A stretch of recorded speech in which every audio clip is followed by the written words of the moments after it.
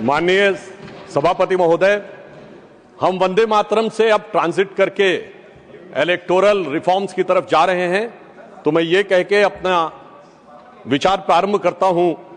जो मैंने बचपन में आकाशवाणी लखनऊ में एक मुस्लिम कवि, संभवतः उनका नाम वाहिद अली वाहिद था, उनसे सुना था कि वाणी सत्यम काया शिवम, रूप सुंदरम है तेरा, आदर्शों की स्वर्ग है तू, जय हे देवी भारत माता। अब आज के इस विषय पे आते हैं। उस हाउस में भी बहुत सारा इस विषय के ऊपर चर्चा हुई, यहां भी चर्चा होगी, परंतु जब हम चुनाव सुधारों की बात करेंगे तो मुझे लगता है इसे 4 स्तर में डिवाइड करना चाहिए। पहला, लोकतंत्र और इसका आधार, दूसरा चुनावी प्रक्रिया, और तीसरा कि इस चुनावी प्रक्रिया में होने वाले सुधार, और उसके बाद विपक्ष की आपत्ति और उन पे होने वाली तकरार, और इसके साथ मैं कुछ सुझाव देने का भी प्रयास करूंगा।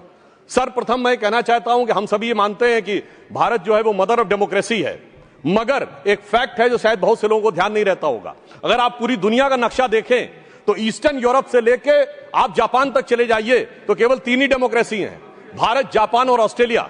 और जापान एक कॉन्स्टिट्यूशनल मोनार्की है, Australia is practically an extension of Europe. तो इस पूरे पूर्वी गोलार्ध में यदि एकमेव absolute, vibrant and consistent democracy है तो वो सिर्फ भारत है।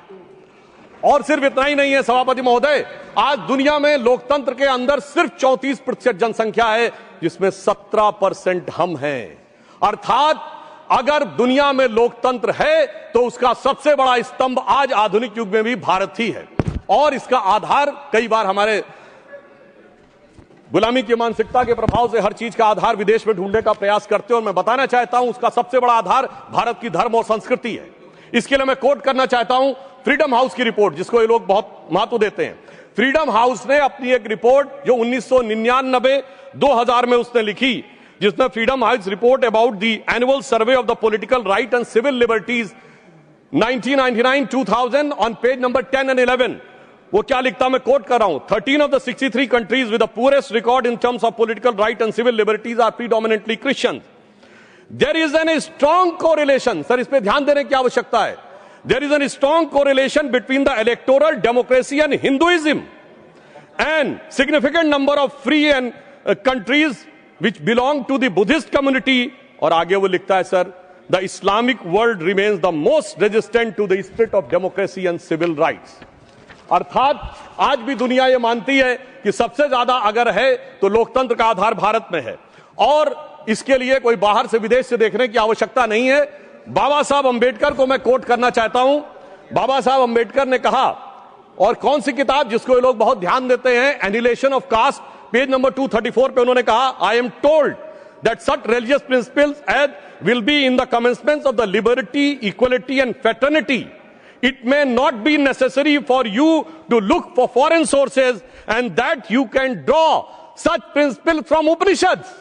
सर ये ध्यान देने की आवश्यकता है। बाबा साहब अंबेडकर ने कहा कि समानता, बंधुता और स्वतंत्रता के सिद्धांत के लिए पश्चिम में देखने की आवश्यकता नहीं है, वो उपनिषदों में दिखाई पड़ेगा। मगर क्या बताएं सभापति महोदय, आज भी हमारे कुछ नेता जाके लंदन में खड़े होकर गुहार लगाते हैं कि भारत में डेमोक्रेसी को बचाना है। तो उनके लिए मैं एक लाइन कहना चाहूंगा, अभी साज दिल में तराने बहुत हैं, अभी जिंदगी के फसाने बहुत हैं, डरे गैर पर भीख मांगो न फन की, जब अपने ही घर में खजाने बहुत हैं। अब मैं आगे की बात कहना चाहता हूं। देखिए, चुनावी प्रक्रिया स्वतंत्रता के बाद शुरू हुई और इसमें बहुत सारी चीजों की उस समय समस्या रही होगी। मैंने आदरणीय आडवाणी जी ने एक बार हम लोगों को बताया था कि कैसी कैसी समस्याएं आती थी। उस जमाने में लोग इलेक्टोरल रोल बनाने के लिए जाते थे और महिलाओं का नाम पूछते थे तो डांट पड़ जाती थी, क्योंकि उस समय के समाज में माना नहीं जाता था कि किसी घर की महिला का नाम पूछा जाए। परंतु मैं बताना चाहता हूं सर, चुनावी प्रक्रिया पे सबसे पहली समस्या स्वतंत्र भारत में कहां आई? भारत के इतिहास की पहली इलेक्शन पिटीशन, चुनावी धांधली के विरुद्ध पिटीशन कब दाखिल हुई? 21 अप्रैल 1952। किसने दाखिल की? भारत के लॉ मिनिस्टर रहे बाबा साहब अंबेडकर। और उनके उस पिटीशन को मैं कोट करना चाहता हूं। उसके पैरा 12 में उन्होंने लिखा, the petitioner says that the aforesaid large number of double votes, 74,333 being void, has been a result of corrupt practice and undue influence on the part of the respondent number 1 and 2। Sir, बाबा साहब अंबेडकर को 74,333 vote cancel करके 14,000 vote से हारा हुआ declare कर दिया गया। मगर सभापति महोदय, ये तो थी प्रक्रिया। अब इस पे प्रतिक्रिया देखिए। तत्कालीन प्रधानमंत्री जवाहरलाल नेहरू जी की प्रतिक्रिया है। 16 जनवरी 1952 वो लखनऊ से एडविना माउंटबेटन को लेटर लिखते हैं और क्या लिखते हैं कि our success in the Bombay city and the Bombay province has been greater than expected. और सर आगे वो लिखते हैं अंबेडकर हैज बीन ड्रॉप्ड। बड़ी प्रसन्नता उनको होती है कि डॉक्टर अंबेडकर चुनाव हार गए हैं। और इसके बाद वो क्या लिखते हैं कि socialist have joined hand with Ambedkar so they lost their repute. But आगे सर वो बात लिखते, बहुत ध्यान देने की जरूरत है, वो लिखते हैं Ambedkar has joined hand with Hindu communalist. ये चाचा जी की जबानी है ये कहानी कि डॉक्टर बाबा साहब अंबेडकर, इनके अनुसार हम लोगों की तरफ से, और इसका सोर्स है selected work of Jawaharlal Nehru series 2 volume 17 page number 37। इसके बाद आगे बढ़ते हैं। सब लोगों को पता है कि जब इंदिरा जी का शासनकाल आया तो उस समय एक अलग प्रकार की समस्या उत्पन्न हुई। भारत के इतिहास में पहला उदाहरण जब किसी प्रधानमंत्री का चुनाव अनियमितता के कारण अवैध घोषित किया गया। उसके बाद हम आगे बढ़ते हैं और जब तक कांग्रेस सत्ता में रही, निर्बाध सत्ता में, तब तक चुनाव सुधार पे कोई विचार नहीं हुआ। चुनाव सुधार पे विचार शुरू होता है 1977 में, जब इलेक्शन कमीशन द्वारा ECIL को इलेक्ट्रॉनिक वोटिंग की संभावनाएं खोजने के लिए कहा जाता है। और फिर इंदिरा जी के समय में 1982 में आर्टिकल 324 में चुनाव आयोग को 50 पोलिंग बूथ के ऊपर इलेक्ट्रॉनिक वोटिंग के बारे में प्रयोग करने के लिए कहा जाता है। फिर राजीव जी के समय में 1988 में 61A में चेंज करके कहा जाता है कि EVM का प्रयोग किया जा सकता है। और 15 मार्च 1989 को राजीव गांधी की सरकार के समय में इसको वैधानिक मान्यता प्रदान की जाती है। मगर अब क्या बताएं सभापति महोदय, कांग्रेसियों के अनुसार कंप्यूटर क्रांति के जनक राजीव गांधी जी के परिवार के लोग अब कंप्यूटर एरा से क्वांटम एरा में आते आते पर्ची से चुनाव कराने के लिए जोर डालने लगे। और यह भी मैं बताना चाहता हूं कि पर्ची के बारे में बहुत सारी चर्चाएं होती थी, कैसे बूथ कैप्चरिंग और मतपेटियां लुटती थी, वो एक अलग विषय है। परंतु मैं यह भी कहना चाहता हूं कि देश की संसद में कई बार चुनाव सुधार के लिए बड़े विधेयक पारित हुए, पर मैं उदाहरण देना चाहता हूं कैसे हुए। एक बार इंदिरा जी का चुनाव गलत सिद्ध हुआ तो सर रेट्रोस्पेक्टिवली चुनाव का सुधार कर दिया गया ताकि किसी भी अदालत का उस पर कोई प्रभाव न पड़े। फिर मैं याद दिलाना चाहता हूं सर, राजीव गांधी जी जब प्रधानमंत्री थे 1989 को उनका चुनाव हुआ अमेठी में, सर गोलियां चली, 21 लोगों पे FIR हुई। और उनके विरुद्ध कौन लड़ रहे थे? राजमोहन गांधी, महात्मा गांधी के पौत्र, और डॉक्टर संजय सिंह जो पूर्व केंद्रीय मंत्री थे, उनको इतनी गंभीर गोली लगी कि प्राणों का संकट उत्पन्न हो गया। और आरोप यह था कि प्रधानमंत्री जी के पक्ष में, और यह पुलिस की गोली नहीं थी, क्रॉस फायरिंग हो रही थी, जिसके बारे में उस समय कई अंतर्राष्ट्रीय मीडिया ने 26 नवंबर को लिखा कि भारत के 42 वर्ष के इतिहास में संभवतः यह सबसे हिंसक चुनावों में से एक। अब इसके बाद अब आइए साहब, इसके बाद हम आगे बढ़ते हैं तो वर्तमान UPA सरकार का दौर आता है। और उस समय बहुत से लोगों को यह तथ्य ध्यान नहीं होगा, वैसे तो नेहरू परिवार और बच्चन परिवार के बीच में बहुत मधुर संबंध थे, पर कभी कभी ज्यादा मिठास होने से डायबिटीज हो जाती है। तो वो दौर था 2006 में जया बच्चन जी की सदस्यता चली गई ऑफिस ऑफ प्रॉफिट के मुद्दे पे, क्योंकि उत्तर प्रदेश सरकार का एक पद था। अब सर यही आरोप लग गया और सोनिया गांधी जी जो उस समय नेशनल एडवाइजरी काउंसिल की चेयरमैन थी, उन पर भी ऑफिस ऑफ प्रॉफिट का विषय लग गया और इस कारण से उनकी सदस्यता भी चली गई। मगर सभापति महोदय, जो आज संविधान की दुहाई देने की बात करते हैं, सोनिया जी जब तक चुनाव दोबारा गईं, लड़के आईं, तब तक चुनाव में संशोधन करके ऑफिस ऑफ प्रॉफिट का नियम ही बदल दिया गया ताकि पीएम ने सुपर पीएम की पदवी को सुरक्षित कर दिया। अब मैं यह भी बताना चाहता हूं सर, उसके बाद वास्तविक अर्थों में चुनाव सुधार की शुरुआत तब हुई जब भारतीय जनता पार्टी शक्तिशाली हुई, 1990 का दशक, और ये देश की यूनिपोलर पॉलिटिक्स बाइपोलर हुई। वोटर आईडी कार्ड 1993 में आया, केंद्रीय सुरक्षा बलों की तैनाती 1996 में प्रारंभ हुई। पहले बूथ वाइज काउंटिंग नहीं होती थी सर, उसमें आसानी जानते क्या होती थी कि अगर किसी मतपेटी में ज्यादा बूथ कैप्चरिंग करके मत डाल दिए तो उसमें काउंटिंग का चेंज कर ही नहीं है, सब मिला दिए जाते थे। वो शुरू हुई। अटल जी की सरकार के समय में CCTV का प्रयोग शुरू हुआ, पहले प्रायोगिक तौर के ऊपर, और 2005 से CCTV की परमानेंट CCTV यूज होने लगा। अब इसे महज संयोगी माने कि 2005 के बाद से कभी राजद और कांग्रेस को बिहार में बहुमत का अधिकार नहीं मिला। जब मोदी जी की सरकार आई तो हमने क्या किया कि जो पॉलिटिकल पार्टीज को कैश डोनेशन मिलता था उसे 20,000 से घटाकर 2,000 किया और सिलेक्टेड उनके ऊपर वीवीपैट की व्यवस्था सुनिश्चित कराई। और मैं ये भी याद दिलाना चाहता हूं, एक पार्टी जो अपने आप को बहुत ईमानदार कहते थे, वो 20,000 की चाय पिलाते थे। अब मुझे लगता है सदन और देश को समझना चाहिए 20,000 की चाय क्यों पिलाते थे, क्योंकि 20,000 तक कैश लेने पर आपको सोर्स नहीं देना पड़ता था। पर मोदी जी ने आकर उन्हें, चाय पिलाने वाले ने आकर उसे 2,000 कर दिया है, तो अब उनकी चाय बड़ी महंगी हो गई है, भले ही 20,000 से 2,000 पे आ गए। और इसलिए वो दौर था जिस जमाने में इलेक्टोरल बॉन्ड नहीं थे। आज इलेक्टोरल बॉन्ड के लिए कहे जो भी कहें, आज न्यायालय ने चाहा तो पता तो लग गया। क्या 2014 से पहले जहाज नहीं उड़ते थे, खर्चे नहीं होते थे? आज न्यायालय चाहे भी तो उसको पता नहीं लगा सकता। कम से कम यह पारदर्शी व्यवस्था हमारी सरकार ने आके की। और इन लोगों की सरकार कब रहती थी सभापति महोदय, जिस जमाने में, और मैं ये भी कहना चाहूंगा, इनकी सरकार कब रहती थी और हमारी सरकार कब है? सर, जब से वोटर आईडी कार्ड आ गए कांग्रेस की सरकार आना बंद, सीसीटीवी आ गए कांग्रेस की सरकार आना बंद, जब से स्वतंत्र जुडिशरी हो गई कांग्रेस सरकार आना बंद, स्वतंत्र मीडिया आ गई कांग्रेस को स्पष्ट बहुमत मिलना बंद। और तो और सर, जब से साक्षरता दर 50% हो गई बहुमत मिलना बंद। इनको कब बहुमत मिलता था? जिस जमाने में मतपेटियां लूटी जाती थी, बूथ कैप्चरिंग होती थी, गोलियां चलती थी, कट्टे बम चलते थे और अनेक लोग गुजरात के चुनाव, बिहार के चुनावों में 80 लोग तक घायल होते थे। इन्हें लग रहा है शायद वही जमाना वापस आ जाए। तो मैं उनके लिए पूरी संवेदना से कहना चाहूंगा कि जो पुराना गीत था, गुजरा हुआ जमाना आता नहीं दोबारा, हाफिज सईद तुम्हारा। और अब मैं इसके बाद यह विषय कहना चाहूंगा कि जो इसके ऊपर आपत्ति की राजनीति की जाती है, आज मतदाता सूची को लेकर कांग्रेस आपत्ति कर रही है। मैं याद दिलाना चाहता हूं, 18 दिसंबर 1950 को डॉक्टर बाबा साहब अंबेडकर ने कहा कि जो इलेक्टोरल रोल्स हैं उनका हर 6 महीने में होना चाहिए रिवीजन। पर उनका कहना था व्यवहारिक दृष्टि से मुश्किल है तो 1 साल या 2 साल में कर दिया जाए। मगर सभापति महोदय, ये 20 साल में भी करने को तैयार नहीं है और उसके बाद ये आरोप लगा रहे हैं। तो मैं इनसे पूछना चाहता हूं, अभी हमारे सम्मानित सदस्य कह रहे थे कि 45 दिन के बाद वो नहीं करते, उसका जवाब गृह मंत्री जी वहां पर दे चुके हैं। उन्होंने साफ साफ कहा 1991 में जो चेंजेस किए थे नरसिम्हा राव सरकार में, उसमें कोई भी एविडेंस, कोई भी पिटीशन 45 दिन तक ही हो सकती है। परंतु मैं पूछना चाहता हूं महोदय, बिहार के तो 45 दिन हुए, आज 45वां दिन है, क्यों नहीं अभी तक सीसीटीवी के लिए एप्लीकेशन दी है? अभी मैं कहना चाहूंगा, जाइए फोन करिए, शाम 5 बजे से पहले सीसीटीवी के लिए लगा दीजिए।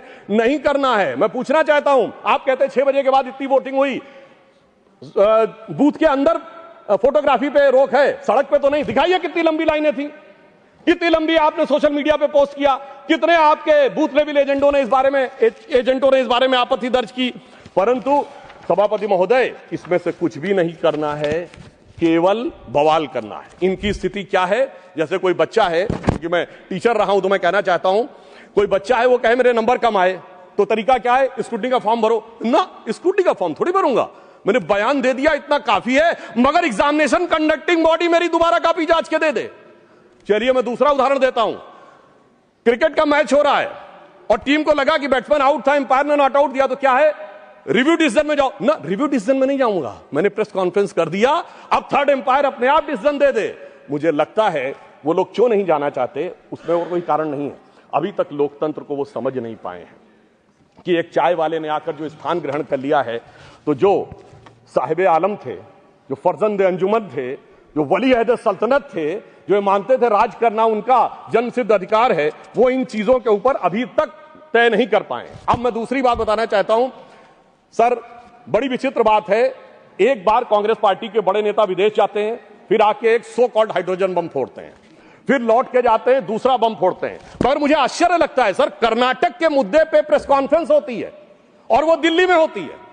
कर्नाटक में आपकी सरकार है, न वहां का सीएम, न डिप्टी सीएम, न प्रदेश अध्यक्ष, और आपके तो राष्ट्रीय अध्यक्ष भी कर्नाटक से हैं। सभापति महोदय, वो भी नहीं रहते हैं।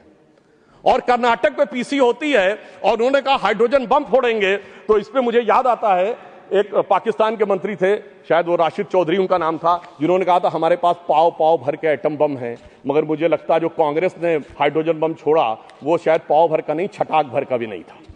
और वैसे मैं ये भी बता देना चाहता हूं, आप जब सरकार में थे तब भी बम नहीं छोड़ पाए थे। 1974 का परमाणु विस्फोट बम के लिए नहीं हुआ था। सरकार का ऑफिशियल बयान था कि ये केवल शांतिपूर्ण कार्यों के लिए हुआ है। ऑन द कॉन्ट्रेरी 11 और 13 मई 1998 को अटल जी की सरकार ने जब किया तो भारत ने कहा था we are the nuclear state. तो हाइड्रोजन बम सरकार में भी हम ही ने बनाया था और आप न विपक्ष में कर पा रहे हैं न सत्ता पक्ष में रहकर कर पा रहे थे। अब मैं दूसरी बात कहना चाहता हूं, जो वोट चोरी की बात बहुत होती है, तो मैं याद दिलाना चाहता हूं बिहार का चुनाव संपन्न हुआ है। कोई कहे चोरी हो गई तो उसके पास कुछ होना चाहिए सामान जिसकी चोरी हो गई। तो मैं आंकड़ा रखना चाहता हूं सदन के सामने, विगत 35 सालों से किस ढंग से कांग्रेस का वोट घट रहा है। 1990 में 71 सीटें जीती, 24% वोट, 103 पे जमानत जब्त। 1995 29 सीटें जीती, 16% वोट, 167 पे जमानत जब्त। सन 2000 में 23 सीटें जीती, 11% वोट, 231 पे जमानत जब्त। 2005 में पूरी सीटें लड़े नहीं, कुल लड़े 58, जिसमें जीते 9, 6% वोट। और 2010 में सर 4 सीटें जीते, 6% वोट पाया, 216 पे जमानत जब्त। भाई साहब मैं पूछना चाहता हूं आपके पास था क्या जो चोरी हो गया?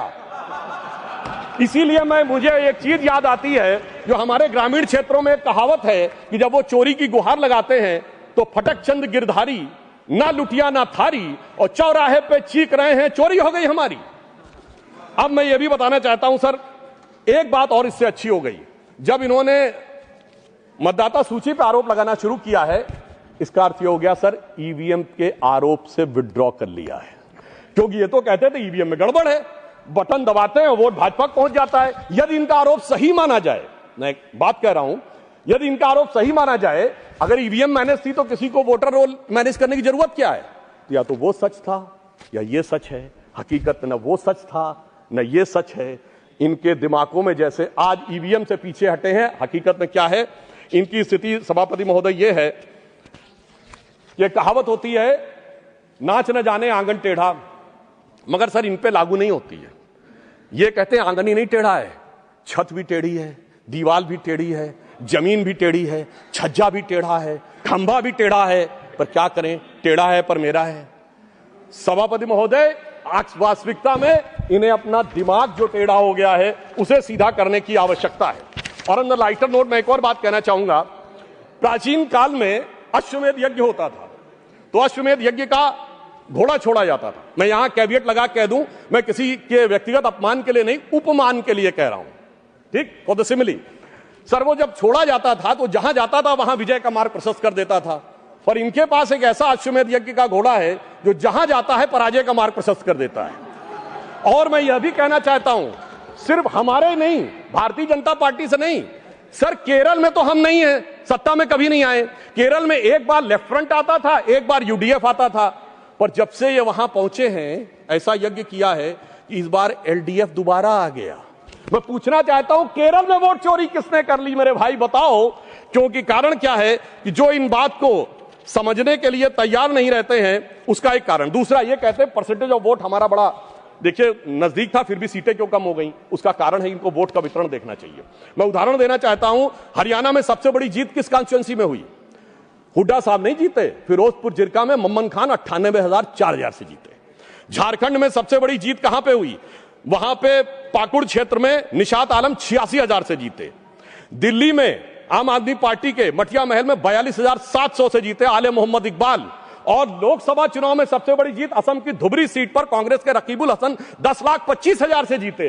तो मैं इनसे कहना चाहता हूं आपका वोट का वितरण समान नहीं है, कहीं कहीं ज्यादा गहरा है। जहां दिल का रिश्ता ज्यादा गहरा है वहां वोट ज्यादा गहरा है। जब आप उसको समझ पाएंगे तो ये वोट परसेंटेज के अंतर को आप भली भांति समझ सकते हैं। और मैं एक और बात कहना चाहता हूं कि जो लोग आज वोट का आरोप लगाते हैं सभापति महोदय, वो खुद का चुनाव कैसे कराते हैं? 6 सितंबर सन 2022 को खड़गे जी के अध्यक्ष का चुनाव हुआ, मीडिया में रिपोर्ट आई कि 22 कांग्रेस के नेताओं ने लिख के दिया कि भाई साहब वो जो मतदाता सूची है कांग्रेस के अंदरूनी चुनाव की वो तो बता दीजिए। और मतदाता सूची कांग्रेस ने अंदरूनी चुनाव की नहीं दिखाई। और वो लोग कह रहे हैं कि 28 पीसीसी हैं प्रदेश कांग्रेस कमेटियां, क्या सबके पास जा जाकर हमें वो लेनी पड़ेगी?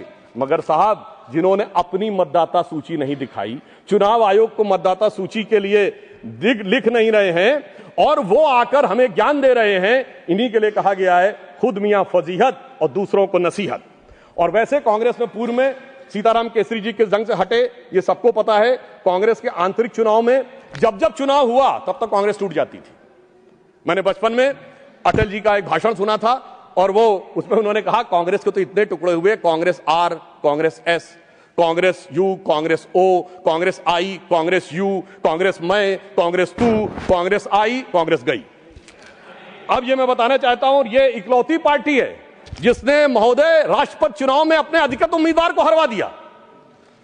देखिए चुनाव और संविधान के प्रति कितनी इनके अंदर, अच्छा और उस विषय का उल्लेख दूसरे सदन में कर चुके हैं गृह मंत्री जी कि 1946 में किस ढंग से नेहरू जी चुनाव जीते। मगर महत्वपूर्ण बात यह है, यह विश्व का इकलौता चुनाव होगा जो 26 अप्रैल 1946 को कैबिनेट मिशन प्लान के तहत हुआ था, जिसमें नेहरू जी 0 वोट पाकर बन गए। 1 वोट पट्टाभी रमैया को, 1 वोट कृपलानी जी को और सारे वोट सरदार पटेल को, 0 वोट नेहरू जी को। और सोर्सेस की बात करेंगे, मौलाना आजाद की किताब इंडिया विंस फ्रीडम और कृपलानी जी की किताब माई डेज विद गांधी और India from Curzon to Nehru and thereafter Durgadas की किताब, उसमें जाके एक एक चीज का वर्णन पढ़ लें। मगर महत्वपूर्ण बात क्या है महोदय, महात्मा गांधी चाहते थे कि नेहरू आए, मगर फिर भी प्रदेश कमेटियों ने नहीं भेजा। आज मैं कहना चाहता हूं सोनिया गांधी जी ने चाहा तो कम से कम प्रदेश कमेटियों ने नेहरू खड़गे जी का नाम तो भेज दिया। मतलब आज सोनिया गांधी जी उस समय की महात्मा गांधी ज्यादा ताकतवर दिख रही हैं और खड़गे जी नेहरू जी से ज्यादा ताकतवर दिख रहे हैं। कम से कम इस बात को इनको समझना चाहिए। और उससे पहले सभापति महोदय, आजादी से पहले के दौर में 1916 में इन्होंने सेपरेट इलेक्ट्रेट मान लिए मुस्लिम लीग के। और आज की जनरेशन को ना पता हो सर, पृथक निर्वाचन क्षेत्र जानते क्या होते थे? कोई रिजर्व कॉन्स्टिट्यूंसी नहीं थी, प्रत्याशी भी मुस्लिम होगा, वोट देने वाला भी मुस्लिम होगा। और उन कॉन्स्टिट्यूंसीज का नाम था मोहम्मडन कॉन्स्टिट्यूंसीज और बाकी का जनरल नहीं, नॉन मोहम्मडन कॉन्स्टिट्यूंसी, जैसे देश मोहम्मडन का ही हो। इसलिए महोदय तब ये इन्होंने पृथक निर्वाचन क्षेत्र बनाए थे। अब ऐसा लग रहा है ये घुसपैठियों के लिए पृथक निर्वाचन क्षेत्र बनाने का प्रयास कर रहे हैं। अब जो एसआईआर के ऊपर इनको आपत्ति है, तो मैं सिर्फ एक फैक्ट रखना चाहता हूं, बिहार में सीमांचल से जुड़े तमाम जिलों के अंदर कुल आबादी से 125% आधार कार्ड है। उसके बाद इनको नहीं लगता कि उसकी जांच होनी चाहिए। यदि 5 महीने के अंदर 5-5 लाख लोग रेजिडेंसी के लिए अप्लाई कर रहे हैं और ज्यादातर के आधार कार्ड बंगाल के सीमावर्ती जिलों से बने हुए हैं, इन्हें नहीं लगता कि उसके ऊपर होना चाहिए। मैं याद दिलाना चाहता हूं अगस्त 2005 में ममता बनर्जी जी, हाँ जी बिल्कुल, आप बैठिए, बिल्कुल साहब, ये सबको पता है, बिल्कुल ये रिकॉर्ड है, आप सुनिए और ऑथेंटिक बोल रहा हूं सभापति महोदय। अभी इनके लिए और समस्या होने वाली है सर। अगस्त 2005 में भारत की संसद में ममता बनर्जी जी ने भारत के इतिहास में सबसे अलग घटना की जब स्पीकर के ऊपर फेंक दी थी फाइल। क्योंकि वो कह रही थी घुसपैठियों पे चर्चा नहीं कराई जा रही है। मगर आज ये लोग कैसे बदल गए, इसे देख के मुझे याद आता है सभापति जी कि देख तेरे संसार की हालत क्या हो गई, भगवान कितना बदल गया इंसान। अब मैं ये भी कहना चाहता हूं, मुझे ये समझ में नहीं आता है सभापति महोदय कि ये लोग गैर कानूनी चीजों के साथ क्यों खड़े होते हैं। जब एसआईआर आएगा ये कहेंगे वोटर आईडी नहीं दिखाएंगे। रिकॉर्ड पे जा रही है, प्लीज टेक योर सीट। अब सुनिए सर, जब सीए आएगा ये कहेंगे कागज नहीं दिखाएंगे। जब वक्फ बोर्ड आएगा तो ये कहेंगे कि साहब हम जमीन के कागज नहीं दिखाएंगे। मुझे समझ में नहीं आता है कि गैर कानूनी कामों वालों के साथ ये हमेशा खड़े हुए क्यों दिखाई पड़ते हैं।